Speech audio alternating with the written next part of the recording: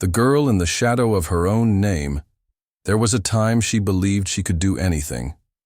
A time when her name echoed through lecture halls, when her voice carried over packed auditoriums, when young girls looked at her and whispered, "Someday, I'll be like her." But that time felt 1,000 years away now. In a small apartment nestled in the back streets of London, Elena sat curled on the floor beside a stack of unopened mail. Rejection letters, bills, and old photos lay scattered like fallen dreams. Elena was once a rising voice in social work, known for defending abused women and street children. People used to write articles about her. Magazines called her a beacon of hope. That was before her accident, before her foundation collapsed under pressure, before she was betrayed by someone she trusted like a brother. After everything crumbled, she simply disappeared. The world moved on. She didn't. The clock ticked louder than her breath. Rain tapped against the window like quiet guilt. Outside, life went on. Buses passed, children laughed, lovers argued. Inside, Elena hadn't spoken a full sentence in 3 days. And then, the phone rang. It wasn't a call she expected. The number was unfamiliar. Her hand hesitated. But something, maybe desperation, maybe fate, made her answer. "Hello?" Her voice cracked like old paper. There was a pause. Then a calm, familiar voice said, "Is this Elena Gray?" She froze. No one had used her full name in years. "Yes," she whispered. "My name is Thomas. I work with Mr. Keanu Reeves," he asked. "Me to contact you," she blinked. Her mouth moved, but no sound came. "He read your article," Thomas continued. "The one you wrote years ago about children with no homes. He found it recently. It moved him deeply. He wants to meet you." Elena almost laughed. It had to be a mistake, maybe a scam, or a cruel prank. "I'm sorry, what?" she said, barely believing her ears. "Mr. Reeves wants to thank you in person," Thomas repeated. "He said your words once changed his outlook, and he wants to return the kindness." "You have the wrong person," she said, her tone flat. "I don't do that anymore." There was a soft pause. Then Thomas said, "He already booked a flight to London. He's arriving in 20 hours. The call ended before she could say more. Elena sat still for a long time. Then the shaking began. Her hands trembled as tears welled up. Not because she believed it, but because, for the first time in months, she felt something stir inside her. She didn't sleep that night. Memories clawed back into her heart, of speeches she gave, of children she held, of women she helped escape broken homes. The world had forgotten her. But somehow, someone hadn't. The next day, the sky was still gray. London held its usual gloom. But there was a strange, nervous energy in Elena's chest. She stood outside the old cafe near Charing Cross, the same one she used to bring her clients to when they had nowhere else to go. And then she saw him. Keanu Reeves walked with a quiet presence. No entourage, no bodyguards, just him, wearing a dark coat, his hair slightly damp from the mist. He looked at her like she mattered. "You're real," Elena whispered. He smiled gently. "And so are you." They sat in silence for a while.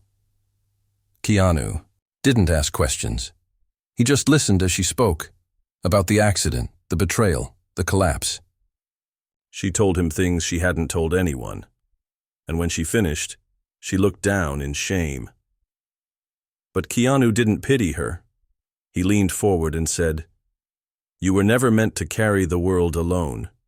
Even light needs someone to shield it sometimes." That one sentence broke something open inside her. They talked for hours.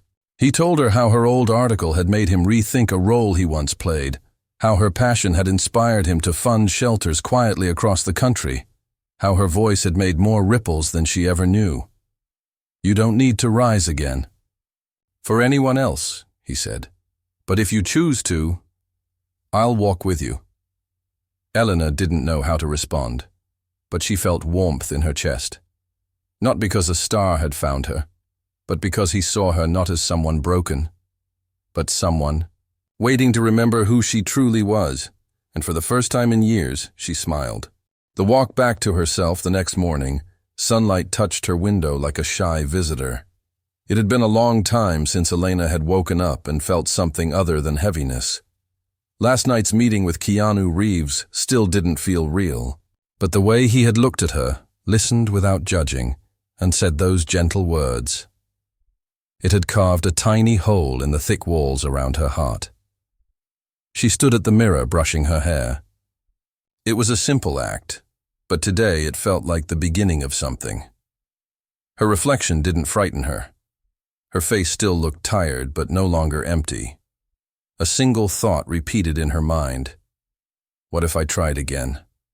There was a knock at her door. She opened it to find a delivery man holding a box. "This came for you," he said. Inside was a handwritten note on thick paper. "Dear Elena, thank you for yesterday. You said you've forgotten how to stand. So here's something to help you take the first step again. Keanu under." The note was a slim laptop, brand new, and tucked beneath it, a list of shelters and organizations still using the training models she created years ago. They hadn't forgotten her work. They had simply lost her in the silence. Her fingers ran over the list. Tears came uninvited, not from sadness, but from the aching hope she thought was gone. 2 days later, she met Keanu again at the same cafe. This time she didn't look like a ghost from her past. She wore a scarf in her favorite color. She spoke with a little more strength in her voice. "You really flew 7,000 miles just to say thank you?" she asked. He smiled. "I flew 7,000 miles to remind someone that their light still shines, even if they can't see it." Elena looked at him closely. He didn't act like a celebrity. There was no arrogance in his words, no distance in his presence. He asked about her pain like it mattered. He didn't push her to talk about the man who betrayed her, the one who stole money from her foundation and blamed it on her. But when she finally brought it up, his hands tightened slightly around his coffee mug. "People will always remember what you did wrong," she said quietly. "No one remembers the years I gave everything." Keanu leaned forward. "That's not true. They remember. Sometimes in silence. Sometimes in the lives they build because of your work. You just haven't seen it yet." Her lip trembled. "But how do I face them again?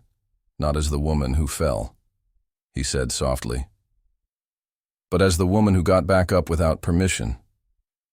He invited her to walk with him through a local shelter he had quietly helped fund. The building was warm inside. Clean walls, soft lights, a playroom filled with books and hand-drawn pictures. A young girl ran past them laughing, her shoelaces untied. "She reminds me of a girl I helped once," Elena said. "Her father was violent. She used to cry whenever someone raised their voice, but she wanted to be a singer." Keanu turned to her. "What happened to her?" "Last I heard, she started a music school for girls, but she never wrote again.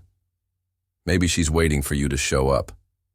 Those words stayed with her long after they left. As they walked out, the shelter's manager stopped them. She had heard of Elena, not just from Keanu, but from old training documents they still used. The manager's eyes lit up. "You're that Elena? You created the model we still follow for recovery plans." Elena froze. "You use that? Every single day," the manager said. "We always wondered what happened to you." Keanu watched Elena's face closely. She looked as if something inside her had just cracked. Not from pain, but from the realization that her legacy hadn't died. It had simply gone on without her, quietly doing good. When they left the shelter, the street was quiet. Elena stood, still, and whispered, "I don't know how to say thank you." Keanu smiled. "Then don't. Just become yourself again." That night, Elena opened her old hard drive.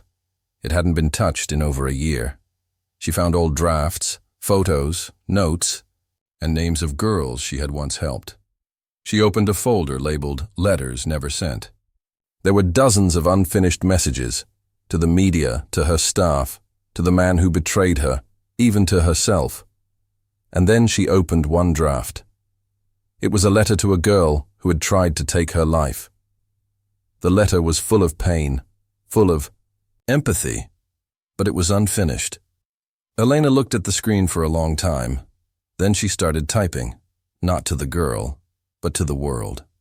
The next morning, Keanu received an email. It was from Elena. Dear friend, thank you for reminding me that I am not my fool.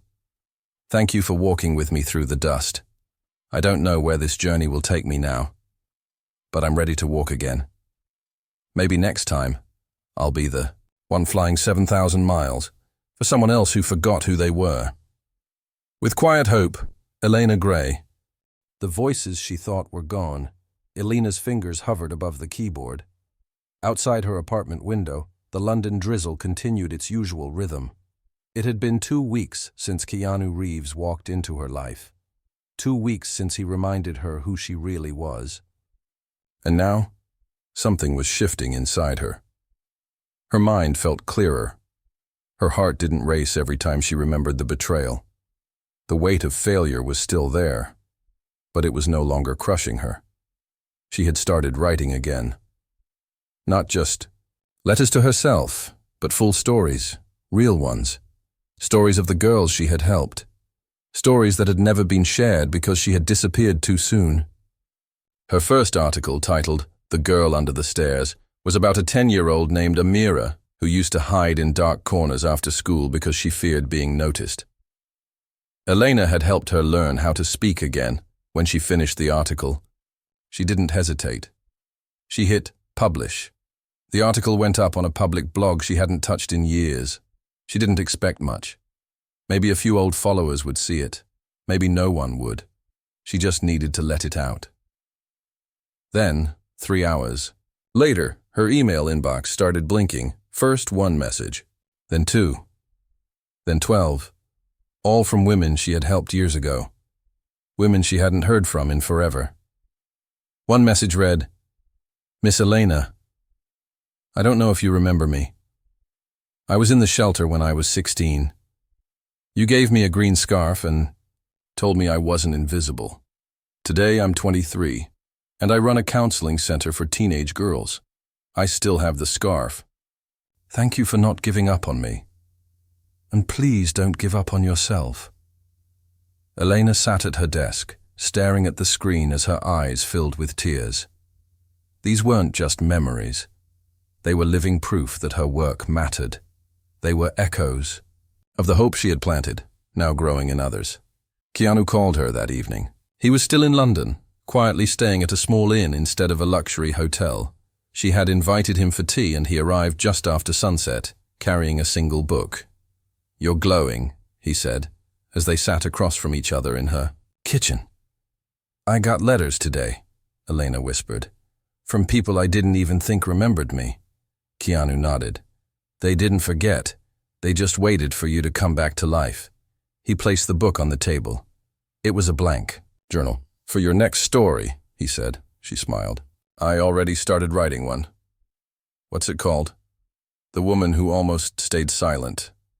Keanu chuckled softly. I'd read that.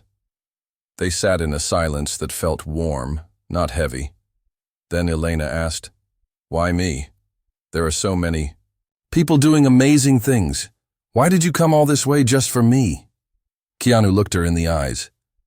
Because I know what it feels like to be surrounded by millions and still feel alone. I saw your story and knew it wasn't just about pain. It was about a spark, a voice that almost faded, and I wanted to make sure it didn't. His words reached deep places inside her. Later that week, Elena received an invitation from a university. They had seen her blog post. They wanted her to speak to their students. It would be a small gathering, no media, just a classroom full of future social workers. She hesitated. Her hands shook, holding the letter. Doubt tried to creep back in. What if she stumbled? What if they asked about the scandal? What if someone accused her again? She picked up her phone and called Keanu. "They invited me to speak," she said. "How do you feel?" "Scared." "Good," he replied. "That means it matters." "Will you come with me?" He didn't even pause. "I'll be in the front row." On the day of the event, Elena stood backstage, looking through a curtain at 25 students waiting. Her heart pounded. Her palms were damp. But then, she saw him.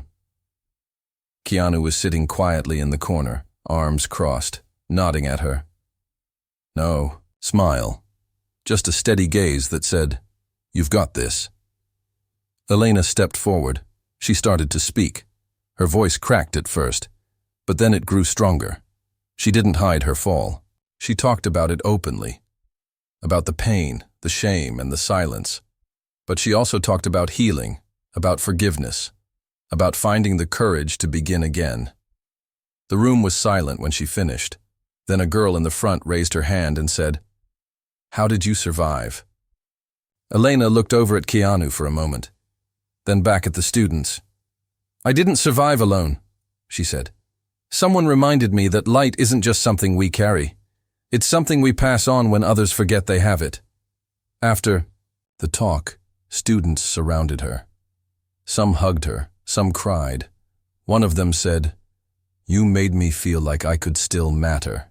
Keanu stood at the door watching quietly. When the room emptied, Elena walked to him and said, "You knew this would happen." "No," he replied softly. "I just hoped it would." That night, she wrote in the journal he gave her. Not about sadness, but about resilience. About the moment she stood in front of strangers and shared her truth. About how it didn't destroy her. It freed her. She titled the page, "Day One of the New Elena." The return of her name. It had been 3 weeks since Elena spoke at the university. 3 weeks since she stood in front of a classroom and let her voice be heard again. The echo of that moment hadn't faded. Not in her heart, not in the messages, flooding her inbox, and not in the quiet confidence that now grew inside her like morning light. People were writing to her from all over. Not just women she had helped in the past, but strangers too. They had read her new stories. Some were survivors, some were students, some were just broken souls trying to find a way through the dark. They all said the same thing. "You gave me hope." But one message stopped her breath. It came from a small village in India. The name on the email made her drop her teacup. "Dear Elena, I don't know if you remember me. My name is Kavita. You helped me escape my uncle's house when I was 14. I used to cry in your arms at night because I didn't know what love felt like. Today, I am a lawyer.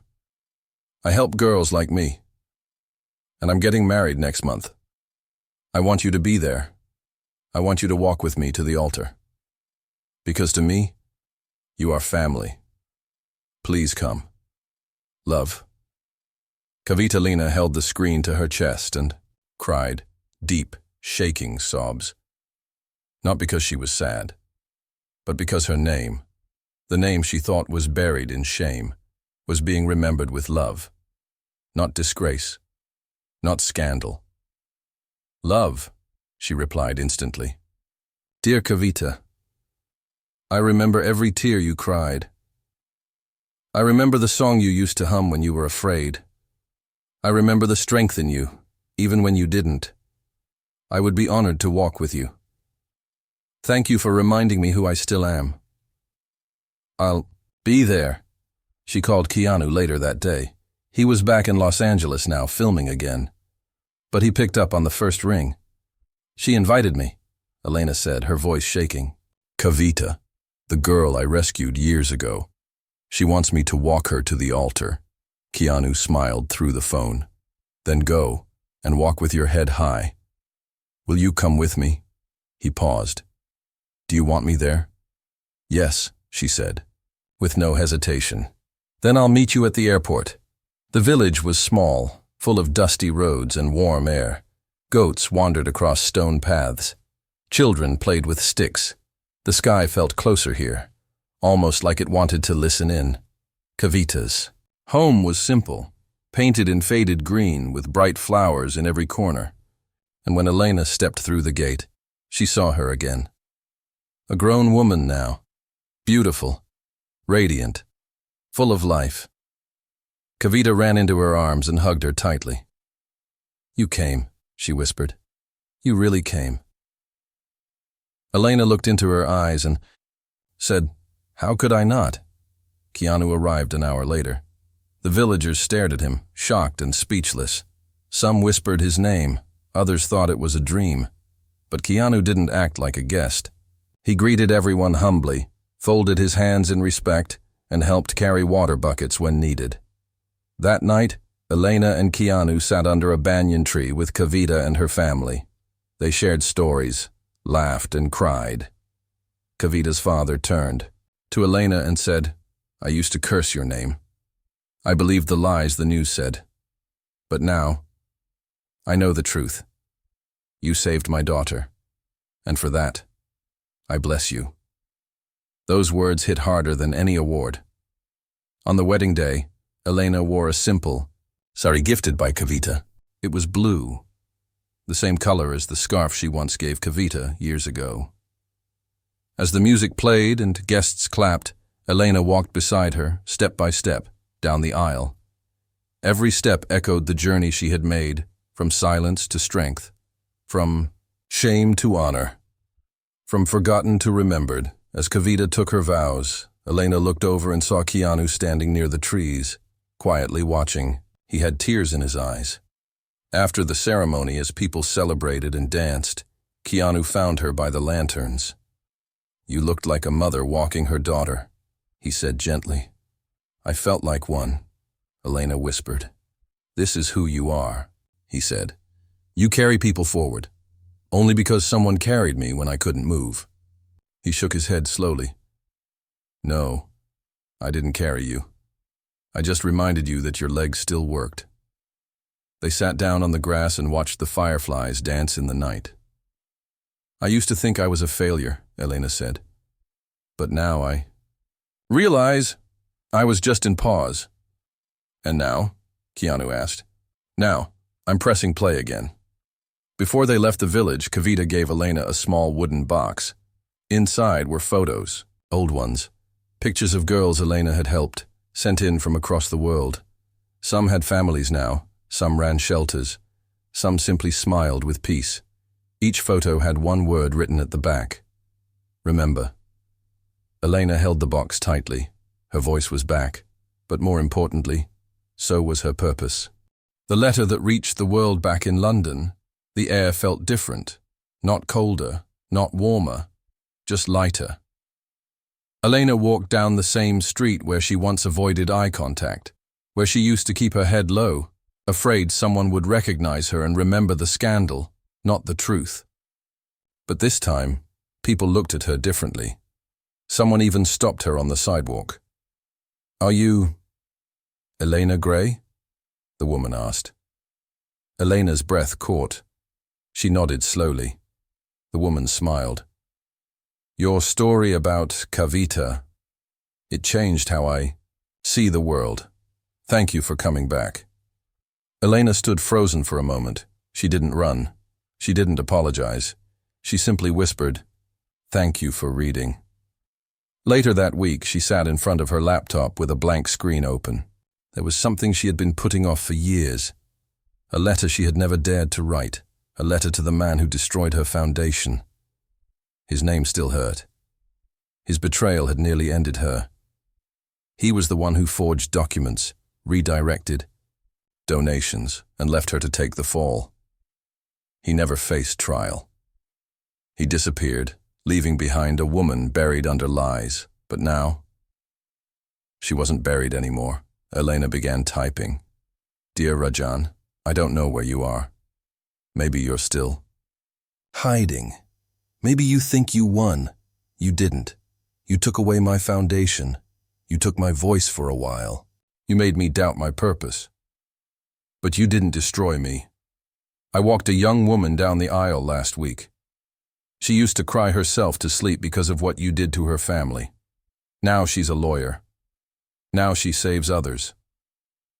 I stood beside her, not as a broken woman, but as someone who helped build her wings. I forgave you the moment I realized you no longer held power over my name. I'm writing this not for you, but for the millions who need to know that darkness doesn't win. I will no longer be silent.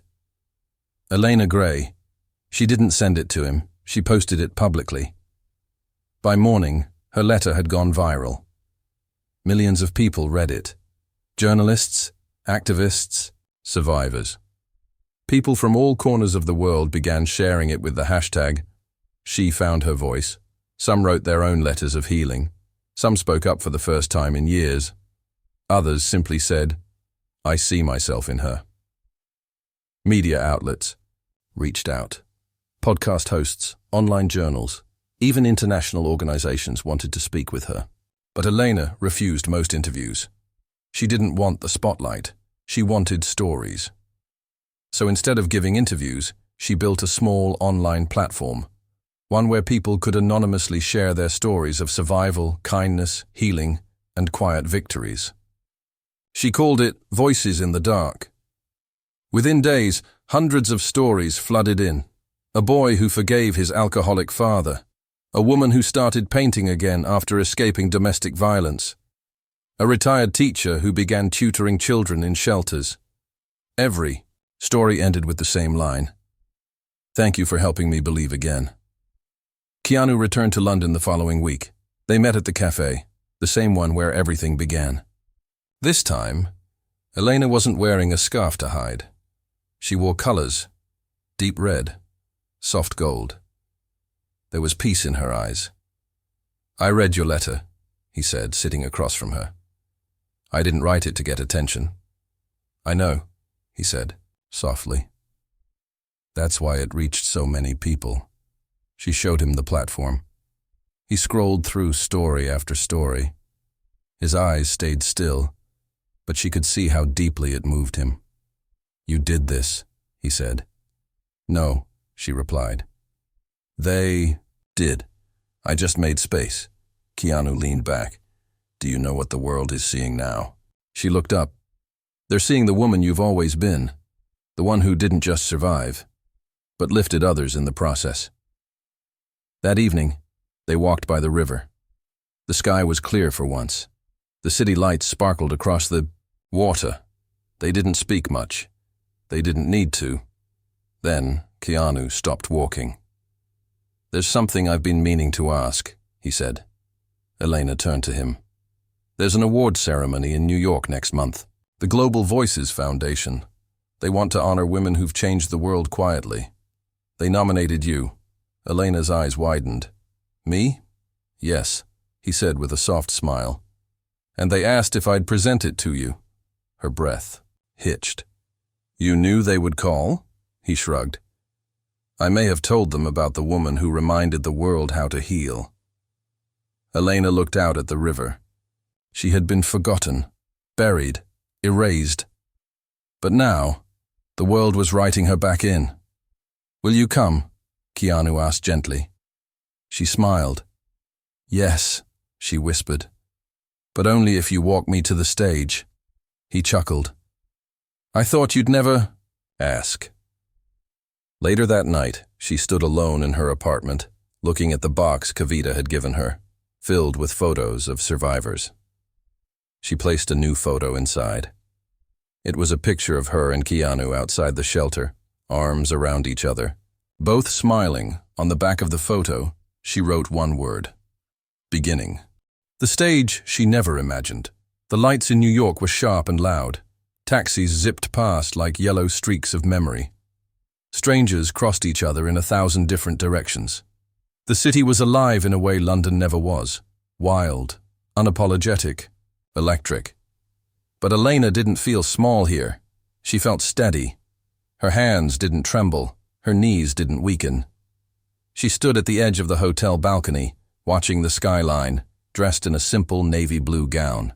Not because of the award, but because she had promised herself one thing: If she ever faced the world again, she would do it on her own terms. The ceremony was in 2 hours. Her heart was calm. "You look like someone who just came home," a voice said behind her. She turned and saw Keanu, dressed in black, relaxed, calm. His presence, as always, felt like quiet strength. "Do you think I'm ready for this?" she asked. He smiled. "You walked someone to their wedding. You wrote to the man who broke you. You reminded the world how to heal.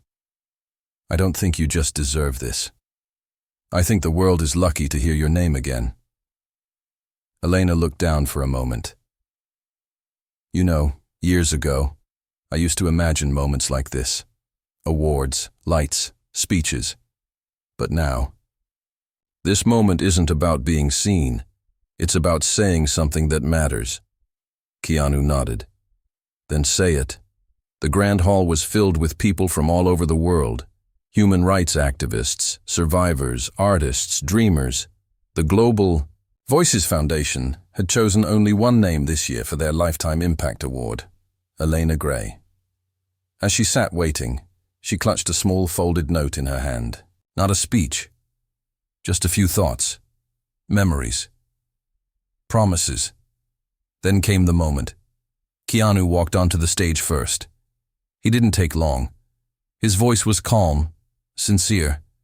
"I've seen many brave people in my life, but few as brave as the woman you're about to meet." She gave a voice to the voiceless, and then had to fight to find her own again. "Please welcome Elena Gray." Applause followed. She rose. The room tilted for half a second, not from nerves but from the weight of how far she'd come. Step by step she walked to the stage, her heels clicking softly on the wood. Keanu stepped aside, but not far. He stood behind her, like a silent guard.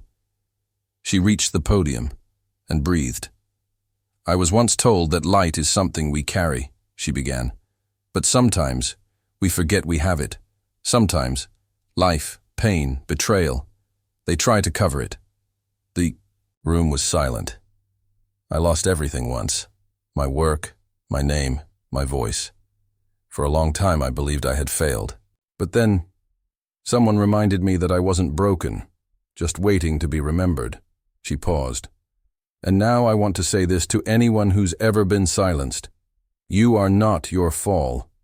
You are not your pain. You are not what they said about you. You are still here, and that alone is a beginning." Tears filled the eyes of many. "This award is not for me. It's for every girl who thought she was too small, every survivor who still whispers instead of speaks. This is for the voices still waiting in the dark." She stepped back. Applause thundered, not loud because of fame, but because of truth. After the ceremony, people lined up to speak with her. But one girl stood out, quiet, eyes full of pain, holding a folded piece of paper. She handed it to Elena and whispered, "You helped me without knowing it." The girl disappeared into the crowd before Elena could ask her name. Elena opened the note. "I was going to end my life. Then I read your story. Now, I want to help others live. Thank you for saving me from silence. Love, a girl who believes again." Elena folded the note carefully and placed it in her bag, next to the letter she wrote to Rajan and the photo of Kavita. They were her reminders. Her voice was not only back, it was changing lives again. A week later, back in London, she stood outside a new building, a fresh coat of paint, a bright sign, the Grey Centre for Hope and Healing.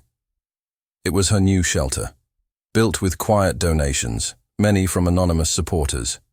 One donation had a note attached, "From someone who never forgot what you did for his sister, K.R. Keanu." Stood beside her. "Ready to open it?" he asked. "I already did," she said with a smile. "The real doors opened when I stopped being afraid of who I was." They walked in together. Inside were bright rooms, soft pillows, warm lights, and names of the women she had helped engraved on the walls. Not as victims, but as survivors, as builders das Lights. Later that night, she wrote one final entry in her journal. Today, I opened a door not just for others, but for the girl I used to be. The girl who almost stayed silent. The girl who now speaks. I don't need to be famous. I don't need to be remembered. I just want to keep reminding people that they still matter, that they can begin again. Because if I can, anyone can.